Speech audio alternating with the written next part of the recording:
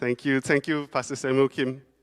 Uh, I've had the privilege of coming here 3 Saturdays, and the food was great after the session. So when he invited me for lunch today, I said, sure, of course, I'm coming for the lunch too. So thank you so much for having me back. After having put the youth and young adults through 3 sessions of torture, I'm given this privilege to torture you for 1 afternoon. I do not take the preaching of God's word lightly, so I just pray that, may the meditations of all our hearts and the words that we share with each other be acceptable and pleasing to God. Today I want to talk about something that I think is on God's heart, and when I use the word work here, I hope to also expand the definition, because I'm referring to, this afternoon, to not just paid formal work. So some of us may be, can I see, show of hands, who is mostly in a full-time job, working full-time at the moment? Right? Okay, so some, but not all. When I use the word work this afternoon, I hope to just broaden the definition to say anything you're working on during the week. It could be your retirement hobby, it could be taking care of your kids, right? What occupies your time, what do you work on, occupies your time during the week, especially outside of church. Is there a particular zone I should stand so that there's less feedback? Yeah. Just let me know. And it's for students, you're working at your studies, you have CCAs, you have hobbies, you spend time with your... So let's keep a broad definition of work and not just limited to formal paid job, right? Okay, so I have these 4 headers, which which will be the outline for this afternoon. The first one is under living out work as worship. The first aspect I want to touch on is really our relationship with God and work. The second one is the work itself. The third one is the way we work. And the fourth one is our relationship with others at work. And 8 to 10 years ago, I used to be the sort of Christian that when I talk to my Christian friends, I was like, how come God speak to you, but God never speak to me one? How many of you feel sometimes like that? Right? Because sometimes we hear our Christian friends, right? Wow, God told me this, God told me that.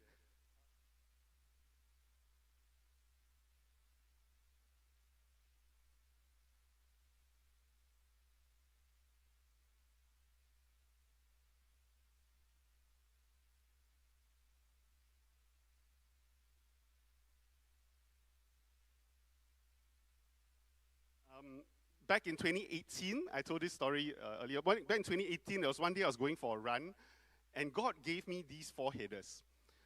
And these 4 headers, I came back, I quickly scribbled it down, and the next 3 weeks, I was preparing slides underneath these 4 headers, without knowing what in the world I was going to do with them. And cut a long story short, I ended up teaching a marketplace module at Tongling Bible School. That's how I got to know Pastor Samuel. And as well as I've been conducting this sort of workshops with this content that God downloaded to me in 2018 to help, I think, us unpack what it means to live out work as worship. So let's go into the first one, right? Our relationship with God and work. And I think this is the most essential, fundamental pillar to get right. It's almost like the foundation, right? Most important thing to get right, because then all other decisions will have a North Star, will have an anchor. Okay? So what I want you to do now, really, really quick, is since we've already rearranged you, I want you to turn to somebody next to you, and I want you to give a 1-minute introduction of yourself. Assume the other person doesn't know you. Just assume. Okay? Assume the person doesn't know you. 1-minute introduction of yourself, basically answering these 2 questions. Who am I and what do I do? Okay, let's do that for 1 minute, and then we'll flip to the other person. Okay? So the first person can start. Just turn to someone next to you. Pair. Yep. Okay, ready? The first person begins now. 1 minute, go. Just talk for 1 minute.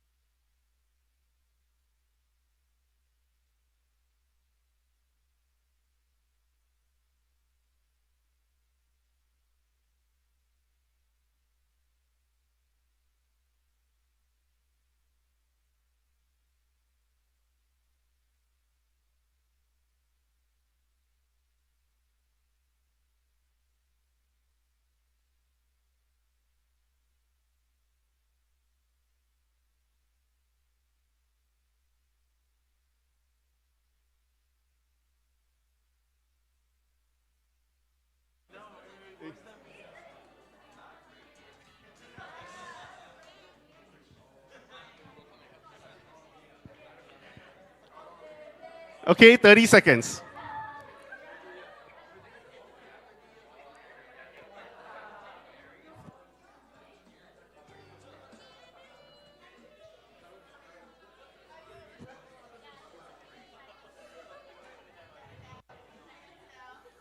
Okay, 10 seconds. Keep talking, 1 minute. Finish already. All right, pause. You know what's the funny thing? Most people, when you give them a formal speaking slot, always overrun. But then most people, when you get them to share like that, always not enough things to share for 1 minute. Okay, I'm going to ask a few people, what did your partner share with you? Okay, so you share whatever your partner shared with you. Can I have your name, please? And you are Chris. Okay, so did you hear from her? Okay, what did she share with you? About her work, and she's a student. Okay, student. What else? No.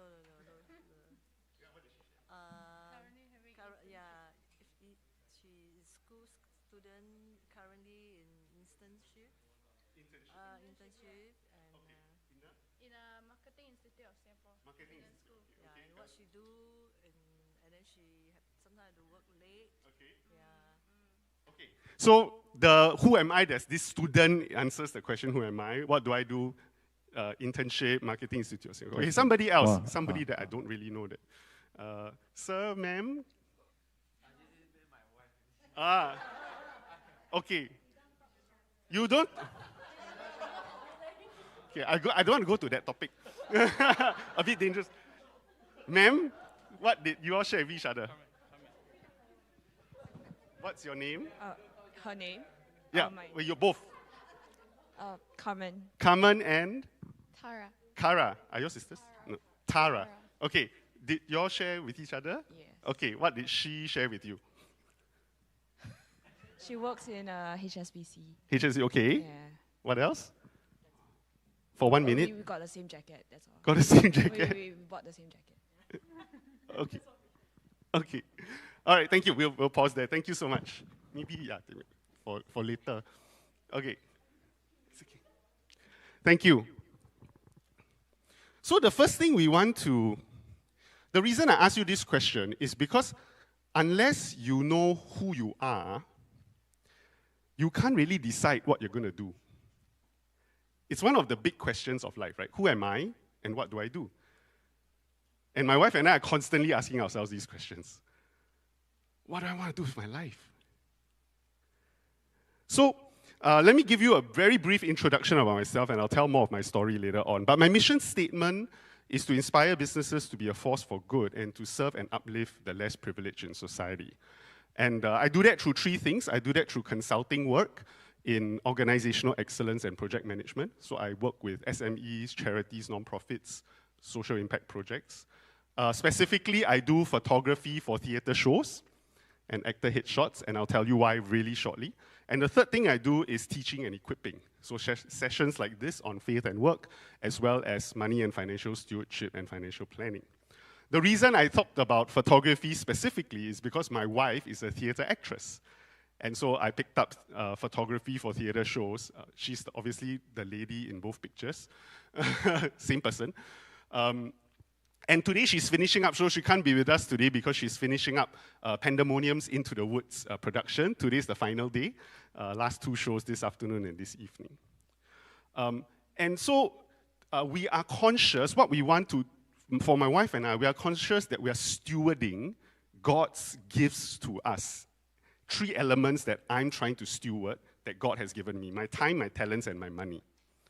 And so what I work on, what I put my time and my talents to, is very important, but it stems from my identity. So let me ask you a question. What does our work provide us? And like I said, when I say work, it can be a paid job, it can be, if you're running a business, it can be your studies, it can be your hobbies, or serving in church volunteer work. What does our work provide us? Somebody, ma'am? What does our work provide us? Enjoyment? Yes, good. Can I ask an honest show of hands, how many of you really enjoy your job? It's okay if you don't, but how many really enjoy your job? Okay, not that many. Okay, quite a few, almost 50%. On a show of hands, and I've had occasions where I don't enjoy my job. How many, at this point, you really don't enjoy your job?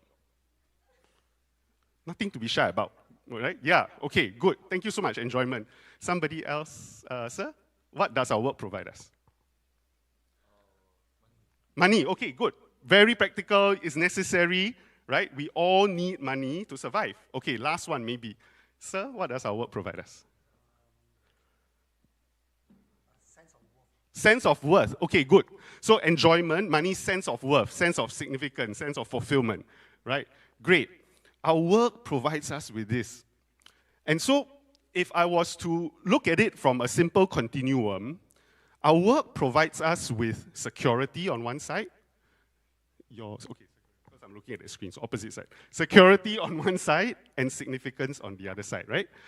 Security is like bread and butter issues, roof over your head, right? But significance is like you said, right? A sense of self-worth and all that. Now, the danger is that if work becomes my main source of security, I could be driven by fear. Because I'm always needing to work hard to get more, to be more secure. And if work is the main source of my significance, I could be driven by pride.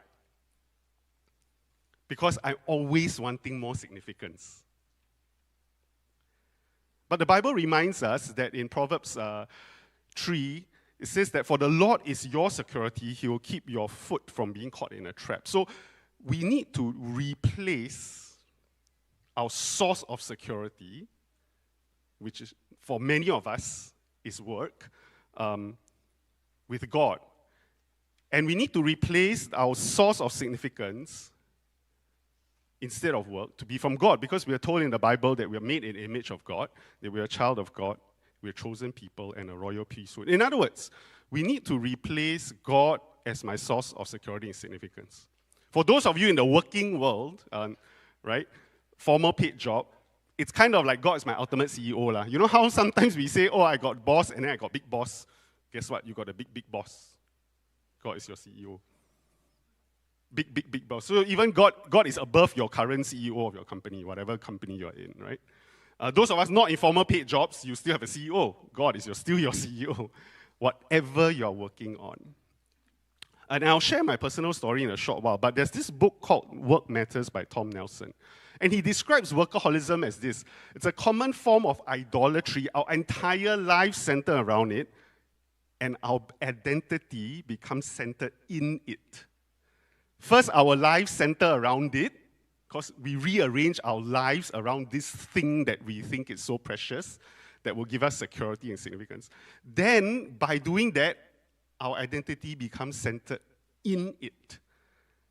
Now, that's the danger, because when we worship work, we start off by working, which is a good thing. So work is not a bad thing. Work allows us to buy things or possessions. Or work allows us to have positions, right? Meaning, for example, you volunteer. You volunteer in church. You have, and I came from Methodist Church in the past, now I'm with Every Nation Church, and they are volunteers, right? And it pains me to see, probably it doesn't happen in this church, but it pains me to see, I know of other churches, where the church volunteers, because of their position, they get angry or disappointed or there's friction because either they're asked to step aside or they're asked to take a lower position. Because volunteer work can also give you significance, can also give you position, can also give you a title, right? But if that becomes the source of my significance and not God, so when that is removed, then there's a problem, right? And so by working, we can get possessions, we can get positions. Ultimately, it can be my source of security and significance, and it can become my identity if I'm not careful. If I'm not chairman of this committee or whatever, or if I don't have this amount of paycheck or my job title doesn't say something, we organize our lives around work, the previous quote, and then our identity becomes centered in whatever we have organized our lives around.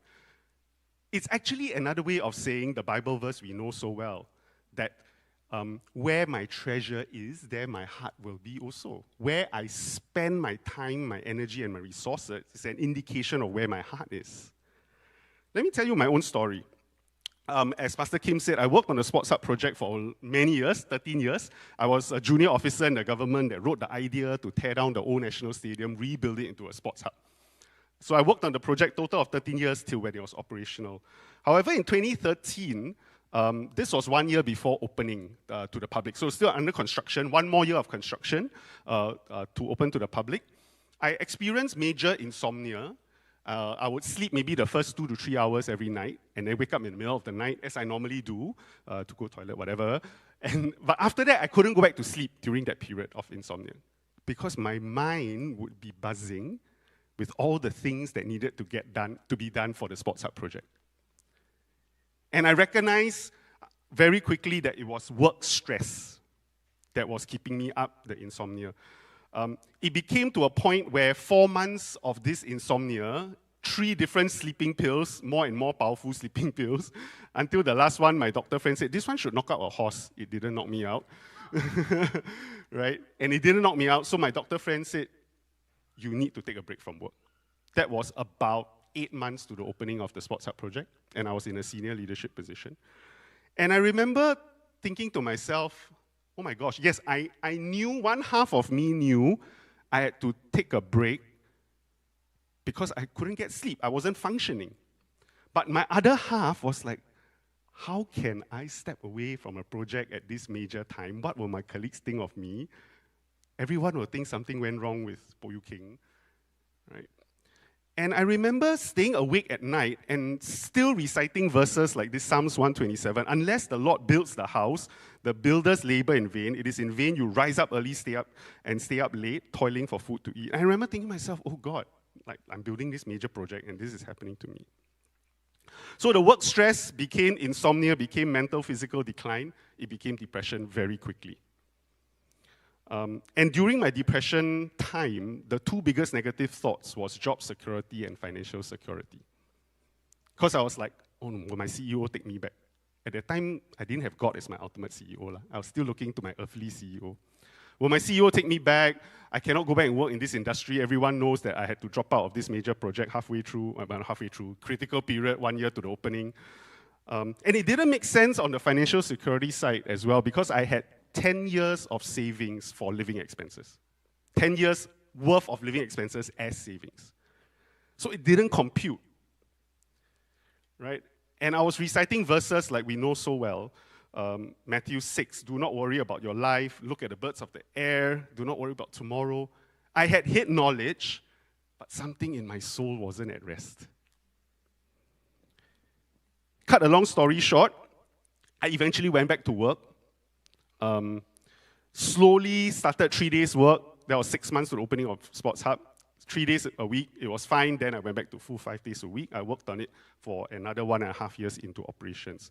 But I left that experience, and even now today, one of the questions I'm going to get you to discuss after this is, how is it that we can have so much knowledge of Bible verses, but it doesn't translate to heart conviction? I think the challenge for us is not more Bible study. The challenge for us is how can we take biblical truths and make it foundational in our lives. I think that's the key challenge. So that's one of the questions we're going to discuss later. Fast forward my story. Now, as I showed you just now, I'm freelance and fully employed by God.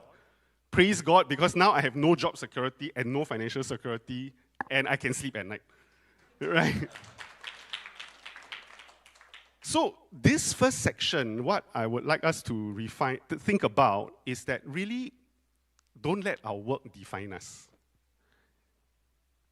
Don't let our work define us.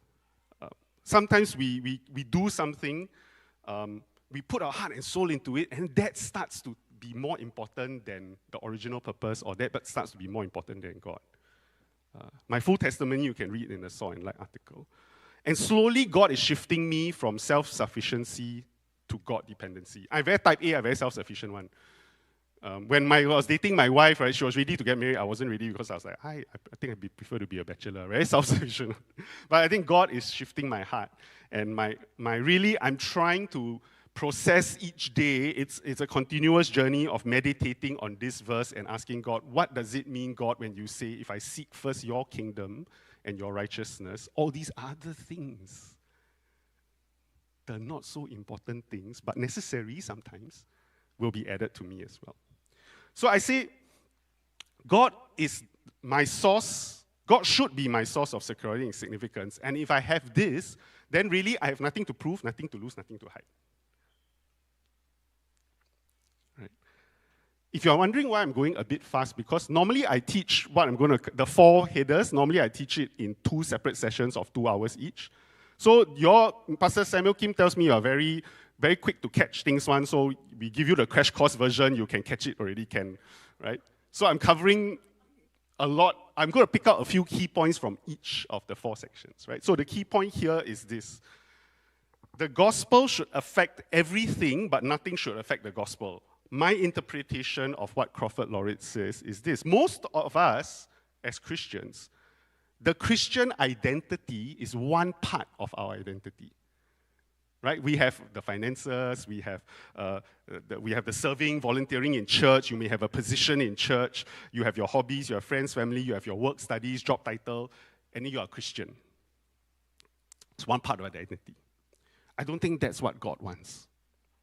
Christianity should not be one part of your identity. Christianity should be the core part of your identity, and it should then influence everything else in your life. Christianity is not a part of you. Christianity should be the core part of you. And so I do think that if my true identity is as a child of God, it means I have God as my source of security and significance. This world will have challenges.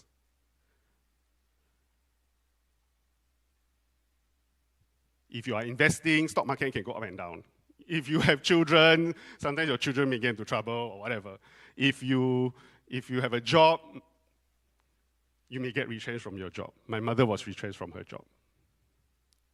There's nothing in this world that is super secure, anchor, guaranteed. Even Singapore government, one of the safest governments in the world, you can only say is government backed means, okay, very low risk. You cannot say guaranteed. Right. So later when we discuss, I'm going to give you 4 discussion questions, one for each point, one header. Later when we discuss, the discussion I would like you to have is, how do I prevent my work, my positions, and my possessions from becoming my source of identity? In other words, how do I translate that head knowledge to heart conviction? That was our relationship with God and work. And like I said, it's the most important. If you get this right, if we get this right, sorry, not just you, but me, I'm still constantly trying to live it out. If we get this right, other things will pale in comparison. Other things will be easier. So let's talk about the work itself. And some of you may be retired. Even more important question, how do we steward our time and our talents?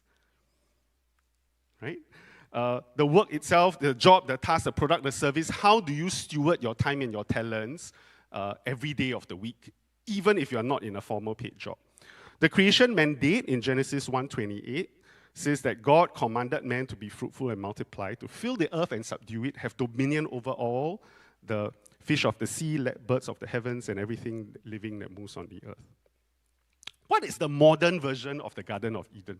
Those of you who attended the youth and young adults one cannot answer. Ma'am, what is the modern version of the Garden of Eden? Okay, one more person, give it a try. Ma'am, there sitting next to Joyce. What do you think is the modern version of the Garden of Eden? Sorry, I don't know your name. Renata? Yeah, okay. Take a guess.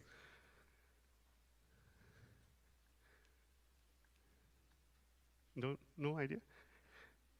Okay, I think, my view, I think the modern version of the Garden of Eden is city life. Right? God created Adam and Eve, put them in the garden to work the garden. So that was their life. That was their city. That was their city, well, urban, rural city, right? Most people today stay in cities. This is our Garden of Eden. And Singapore just aptly named a city in a garden. Right? This is the view from my HDB block. But in other words, the creation mandate not just affects rural farmland tending a garden. God is calling us to steward over wherever He's placed us in. The city, the physical space that He's placed us in, the geographical space. Some of you might not be Singapore citizens, some of you come from overseas. If He's placed you here for this season, this is your Garden of Eden to tend to, right? And so, in Psalms 147, Martin Luther has a commentary. For God strengthens the bars of your gates, He blesses your children within you, He makes peace in your borders, He fills you with the finest of wheat. Martin Luther went on to say that how does God strengthen the bars of your gates? He does so by the occupations that strengthen the bars of your gates. So the military, the defense, the police, the Ministry of Foreign Affairs, the trade negotiations that the people who do trade negotiations. So all the occupations that help carry out this task, that's how God goes about it. How does God bless your children? Not just through the parents, but if you have a helper at home, that's how God blesses your child. If your child goes to a school, the teachers in the school, that's how God blesses your child. Right? The driver who takes your okay, if it's not you, the parent, but if you have a bus driver or the child takes public transport, the person who transports your child to and forth, that's how God blesses your child. Through the occupations that bless your child, God is blessing your child. And same thing with make peace in your borders. It's almost as similar to bars of the gate, right? Through everything that provides peace, even like lawyers drafting out agreements so that there's peace, that is how God blesses and makes peace. Through the occupations that bring peace. And how does He fill you with the finest of wheat? To the farmer who grows the wheat, to the delivery person who brings the wheat to the factory people who turn the wheat into bread or to flour or to noodles or whatever, to the next transport person who brings it to the supermarket people who sell you the thing, then you have food to eat. All the occupations involved is how God provides for us. God could have just dropped manna from heaven, right? But He doesn't. He has given us all a role to play to help each other flourish. That is so exciting. He's given us all the roles to play to help each other flourish. And so when we pray, give us this day our daily bread, we are actually also praying a blessing for the people who provide us with the daily bread. Timothy Keller says that God not only loves us, but also loves the world and wants us to serve it well. My work is a critical way in which God is caring for human beings and renewing His world. Another author, Peter Salkart, says that anyone who loves any of the professions listed there, engaging in these as unto the Lord, to the service of my fellow man with all my heart, soul, mind, and strength, is my reasonable form of service. So your occupation, put it this way, most of us who are working, most companies can only exist because somebody's demanding the product, right? For-profit companies. So obviously, if people are demanding the product, willing to pay, obviously, they must want it, they must enjoy it to some extent. So there must some level of providing human flourishing. Okay? We could argue, yes, there are certain categories, it's not on God's list of human flourishing that people still demand. Okay? That one, cross out. But I think the challenge for us, and what I want you to discuss later, is how do we describe in our work and the things even you do if it's not formal paid job, so the things you do on weekdays, how do you describe it in a way that helps people flourish? I'll give you one example. This is taken from the same book. An attorney says, as a business transaction lawyer, I'm called to improve how people make promises to each other, to help people honor their promises, better understand their obligations, resolve conflicts, and realize the best of their dreams and aspirations. So he's describing his role as a lawyer in these terms. And his next two paragraphs can apply to all of us. This is specific to maybe law, right? But his next two paragraphs, all of us can adopt something from here. He says, my vocation is to improve the world around me. My work is part of my spiritual calling to participate in the restoration of people's lives and of God's creation. As a follower of Christ, I can help repair the brokenness through my vocation and help the world inch closer to the way things were meant to be. So even like just now, Joyce prepared the coffee for me. So all your coffee baristas out there in the world. Human flourishing for sure, man. A lot of people cannot survive without their coffee. Right? Inch closer to the way things were meant to be. So later, and even after today, the challenge is how do I describe the things I do in the way that, how does it help people flourish? Okay, so that was the work itself. I'm going to speed through the next two with one key point for each, okay? The way we work is about the values and attitudes. So don't confuse the work itself is the actual job, task, product, service, activity you do. The way we work is the values and attitudes by which you execute your work. Okay? And so we are all familiar, we have work KPIs, but what could be God's KPIs for our work? Somebody else, shout out something. What could be God's KPIs for our work? Sir, ma'am, married couple that don't talk to each other. Not very good. Pastor, need help. What could be God's KPIs for work? For evangelism, okay. Okay.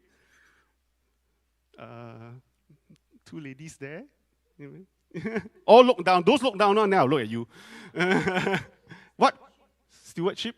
Okay, thank you. Ma'am, anything? Ties? Okay. Ma'am, anything? What could be God's? What could be God's KPIs for work? Thanksgiving? Okay.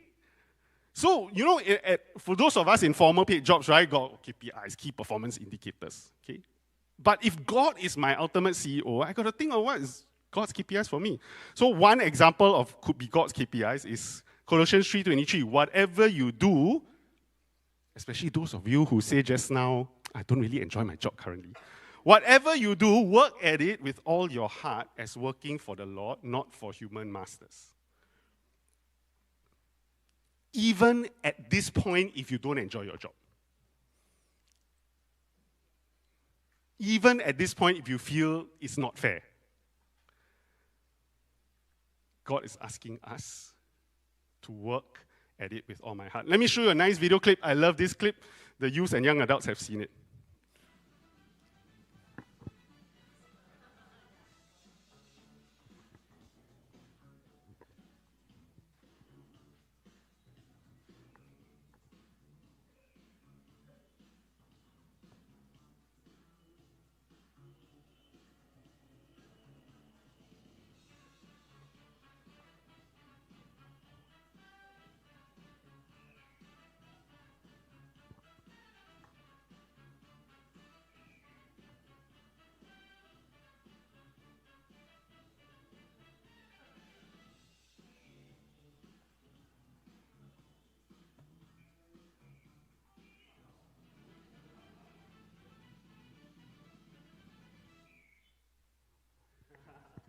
So if a traffic cop can have so much fun at work, I think we have no excuse.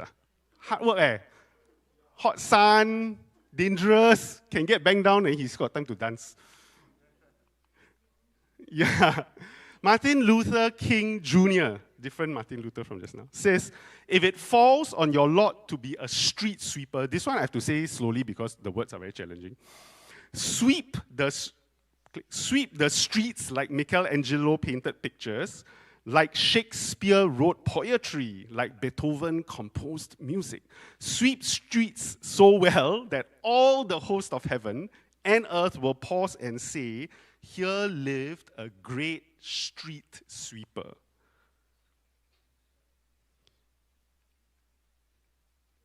The call is even if you are sweeping the streets, to do it so well that all the hosts of heaven will rejoice and all of earth will recognize this was a great street sweeper. The cleaners in my HDB area are some of the most cheerful, most friendly cleaners. They don't have an easy life. But they are some of the friendliest people in the estate. My own neighbor I meet in the lift, not as friendly as the cleaner, and he probably has a better job than the cleaner. And they are picking up our trash, Singapore is not clean because Singaporeans don't litter. Singapore is clean because we got all these people cleaning up after us. And they are so cheerful. During COVID, I went around, took their photos, I printed it out, gave it to them. So let me give you the challenge. On one hand, we know that God calls us to be excellent at work, right? The Bible verses. Oh, by the way, all these slides, right, I'm going to give to you at the end of this. Okay, so I want to get to the key point.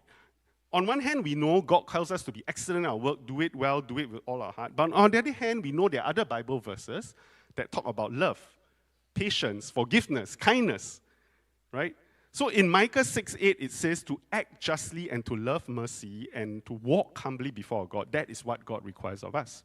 So I think the key challenge when we think about values and attitudes at work is how do we do both? What do I mean? How do we act with justice and have mercy?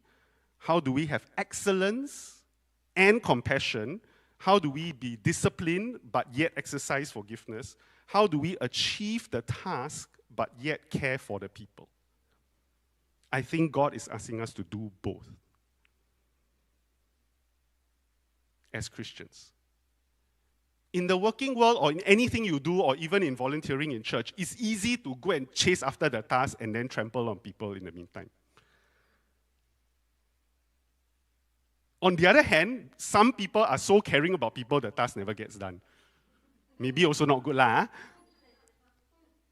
I think God is calling us to do both. As Christians, we are called to a high standard. We are called not of the ways of this world. God's ways is higher than our ways.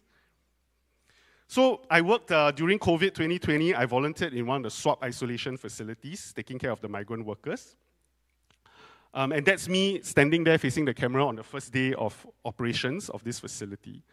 And at the facility, we have to have a high standard of excellence because we're dealing with COVID that we never, at that time, nobody knew what in the world was happening. So I was part of the admin team. I was heading up the admin team, and therefore, we controlled the operations of the facility. So we had to have a high standard of excellence. There was one day, one of our team members made a mistake, and the foreign worker who was positive was placed together with all those who were negative. Not very good. Not good news. Cut a long story short, we found out where the problem was. I found out who from my team made a mistake in the administration, right? And I spoke to him privately, and I said, later on at the end of the day during the debrief, you don't need to say anything. I will just say it was a team fault. I'm taking the responsibility as the team head. It won't happen again. But next time, just follow this other procedure, right, for him. So that was my way. I was trying to balance. They knew we had to operate excellently because we were running the facility, we had high standards. But that was my way of trying to show my team that on one hand, I demand excellence, but on the other hand, I will give compassion and forgiveness when necessary. So in front of the larger group, we say, okay, there was a mistake by the admin team just now. I'm the team head. I take responsibility as the team head. This will not happen again. We will improve our procedures. Right? And then the other thing we tried to do was all the migrant workers, we had so much information on them, we tried to give them birthday gift, we tried to get handphone charger for them, some of them came without a handphone charger, we give them farewell gift. My wife with the mask and the foreign worker behind her went out of her way to try and help one of the foreign workers who was having problems with his pass and all that. We work excellently, but also with grace and compassion and love. I think that's the Bible standard. So the question I'll have for you later is how can I work with both excellence and grace? How do I work excellently but hold loosely and still love people in the process? Final point, I know we're going really fast. That was the way we work. The last one, our relationship with others at work. And I'm going to just ask one question at the end of this. We know that people and relationships are the most important thing here on earth. That's the only thing of eternal value. Everything you see, touch, feel, your bank account, all will disappear. The only thing of eternal value is people, and therefore relationships. We know the two greatest commandments, I like to call it that way, is love the Lord your God with all your heart, soul, mind, strength, and love your neighbor as yourself. In other words, love God and love people. Just now we said that we need to rely on God for security and significance. But people also need belonging and community. So I would put forward to you, if I can suggest, loving people is part of your KPI. Cannot run one. With God as our CEO, He's calling us to love people. And I think when we think about our relationships with other people outside of the church, right? I like to look at it this way. I can value and honor everyone I come into contact with. So just now, I went to Yishun MRT and I took the bus here, right? Yishun MRT, I boarded the bus, I always greet the bus driver. I will say, good afternoon, or I will say, thank you so much, or whatever. We can value and honor every single person we come in contact with. Doesn't take much effort. We can be a blessing to some. It takes a bit more intentional effort. Like the cleaners in my block. Took photo for them. End of every for the past 2 Christmases, on Christmas Day, I give them a nice large ang pao. It's like their year-end bonus, because most of them don't get a year-end bonus. Okay. And then we can intentionally build relationships with a few. Because building relationship takes time. So the challenge I'm going to have for you after today is, are we intentionally building relationships with people outside the church, especially our non-Christian community? I think the church is really good, and kudos, we've all done well. Most churches come, Christian community, very important, attend cell group, attend life group, attend support group, come for Bible study. But I think if we only mingle amongst Christians and only intentionally build relationships with Christians, I think that's half the gospel. Jesus didn't come for the well, He came for the sick and the lost and for the sinners. And I think Jesus is calling us to, while we build community among Christians, we also need to think about building relationships with non-Christians. So my challenge to you is, can each of us be intentional in building a relationship with a few, small number of some of our non-Christian friends? Because it takes regular time over extended periods. I have a friend, the guy nearest camera, he's like a relationship magnet. This is in his workplace. Everywhere he goes, he'll set up a fellowship group, starts with Christians, and then the fellowship group, non-Christians will come because he's such a nice guy. He invited me to speak, so I went for one of the fellowship sessions. I didn't know there were non-Christians in the space. Then he said, never mind, can one. The non-Christian very happy to sit around and fellowship with us one. He is always building relationships. My wife, I told you, she's a theater actress. She's third from the right. Theater is full of colorful people. God is calling us to love them, so we really love them. But the lady next to my wife, second from the right, she's Korean. She and the husband now, the husband is from Hong Kong. They got married during COVID. The family flew in for a very small wedding. We are such good friends with them that at the wedding little celebration, we were the only Singaporeans that they invited. We built relationship with them. We treasure them as our friends. Last story, and I promise I'll close after this. This dancer, a young dancer, I did a photo shoot with her. This is at Sports Hub, by the way. Brilliant young dancer, but she's also an actress. Last year, she played Mrs. Kwa Gyok Chu, which is LKY's wife. And while I was having the photo shoot with her, we become really good friends. She was telling me stuff like, King, these past few weeks, when I wake up in the middle of the night, I feel like Jesus is in the room. So we have a conversation. And she hangs around with some of our Christian friends and non-Christian friends in the theater circle. And sometimes we talk about God, sometimes we don't. Sometimes they talk about things that are not of God. We just sit there. We don't participate, but neither do we leave the room. But my wife and I really feel like God has called us to just build relationships with the people in the theater circle. Some of them. So I'm going to end here. It's a lot to think about. I know I went through 4 hours in 40 minutes. This framework, I think, whatever you want to call it, God dropped on me, and I think is really for us to think about when we're out there in the world. I myself am like that. I'm not the sort that I meet somebody for the first time, immediately can preach the gospel type. I'm not that hardcore evangelist nature. I find it very hard. But if you ask me to sit down and have a meal with somebody over some nice hawker food, I'm happy to do it anytime. Right? And so, I think living out our work or whatever we do on the weekdays as worship comprises of first making sure that our identity, security, and significance is based on God. We still work at those things excellently, but ultimately, those things will go away. Our anchor has to be God. Then it's being able to describe the work itself in terms of how it helps human flourishing. And the way we work is to be able to work excellently, but yet with love and compassion for people. And in our relationship with others, the key question I have for you just for today is, are we building relationships with some of our non-Christian friends? Are we intentional in building relationships? So the discussion questions I have for you is, the first one is, how do I prevent my work, position, and possessions from becoming the source of my identity? Okay, how do I transfer the head knowledge to heart conviction? The second question is, can I describe my work and how it helps people flourish?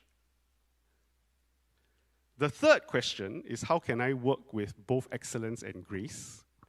And then the last question is, who are some non-Christian friends or colleagues that I want to be more intentional to build relationships? What am I going to do? Okay. So, as Pastor Samuel said, I think now you can go into your groups. Don't feel like everyone has to answer all 4 questions, because I don't think we have that much time. Each of you just share maybe one thought from any one of the questions, okay, as you go around the group. But like I said, I'll send you the slides after this, and you can continue meditating on this even after today. But let's break up into groups. And how much time, I know it's a bit late, but how much time do you think you can have for the group discussion? 10 to 15 minutes? Okay, let's do that, and then we'll come back and round up after that. Okay? Go into your groups. If you're not sure where to go, ask Pastor Samuel, ask Sandra, somebody, they will assign you. Okay, cell groups. Yes, let's do that. Shall we give thanks to God and thanks to Mr. Yu Khing one more time? Was it beneficial? I think maybe during our Bible study times, I'll give you some discussion times too. You seem to come alive during discussion. I have to learn to stop talking and let you talk. So I believe that it was helpful, and let's pray for each other as everybody who works has hard time. It looks like work brings us difficulties at the same time as security and significance. So I think I didn't give him so much time, but he went through a lot of things that we can kind of think about. Where is our significance? How do I find security versus doing God's work? So let's really meditate on that. And I pray that, let's pray for each other that those who are going through difficulties, especially in work and worried about security and significance, I pray that we will be able to find good balance in doing God's work together. And let us end with Lord's Prayer. Our Father who art in heaven, hallowed be thy name. Thy kingdom come, thy will be done, on earth as it is in heaven. Give us this day our daily bread, and forgive us our trespasses, as we forgive those who trespass against us. And lead us not into temptation, but deliver us from evil. For thine is the kingdom, and the power, and the glory forever. Amen. Thank you.